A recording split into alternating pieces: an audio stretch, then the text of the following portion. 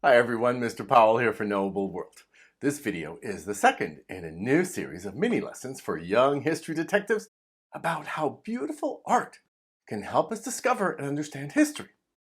In our introduction to history through art last time, I explained how artists can show us people such as George Washington and what they looked like even before photography was invented.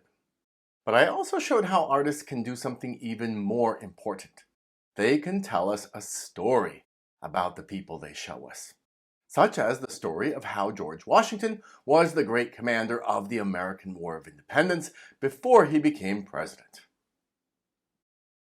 In our next dramatic example, which is one of the most famous paintings in history, the artist Jacques-Louis David not only shows us one of the most important people in history, Napoleon, he also tells us a fascinating story about him. Napoleon was a general in the French army, which was fighting to defend France during what is called the French Revolution, which happened right after the American Revolution. Like in the American Revolution, when George Washington was a great general for America, Napoleon was a great general trying to help his country during its most important moment. How did he do that?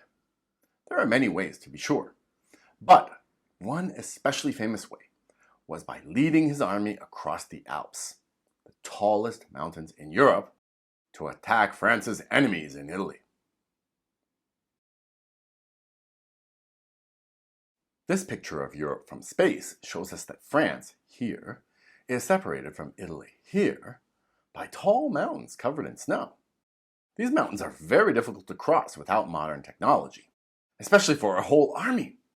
There are only two examples of leaders who were able to take their armies over the Alps before Napoleon did it. How do we know who they are? The artist David does something clever. He writes each of their names in the mountain, as if they had written it themselves. This did not actually happen, of course, but in order to tell a true story, the artist must sometimes find a way to show us the meaning of what happened. The alternative is for the artist to act like a photographer.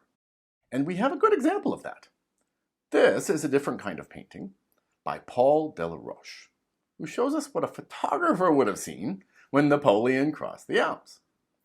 That's interesting to know by itself, and Delaroche did an amazing job. But that's all it is, a moment in time. A moment when Napoleon was cold and miserable.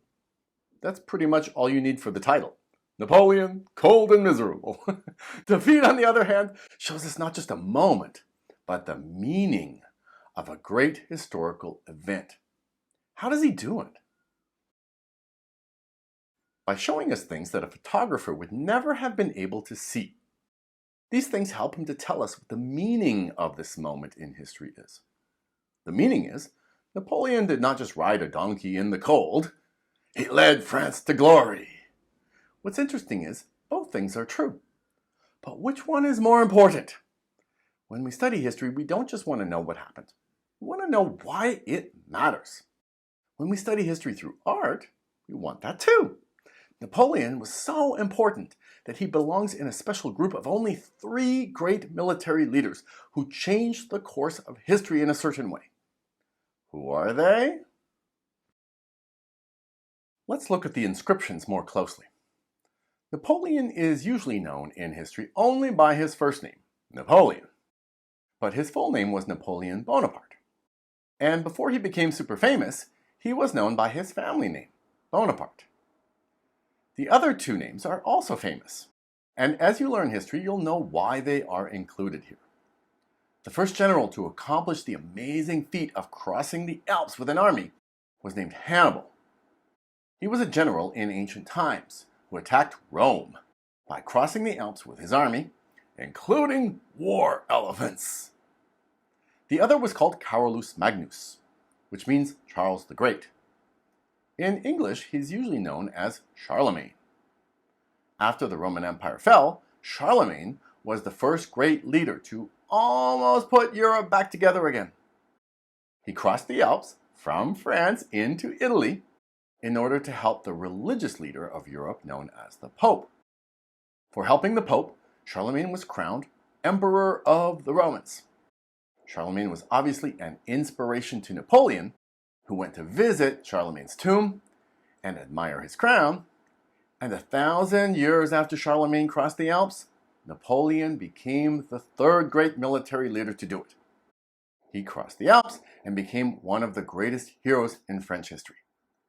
He went on to become Emperor of the French and conquer almost all of Europe in terrible wars that cost millions of lives. That makes him a hero as well as a villain. We can learn more about that villain through art too in a future lesson. Next time, however, in History Through Art, we will learn about another crossing, another moment when someone had to go from where they were to another place. The hero of the painting we will examine is Ruby Bridges, a little African-American girl who also had to accomplish a journey that would change history. See you soon, and don't forget to come visit us at nobleworld.com.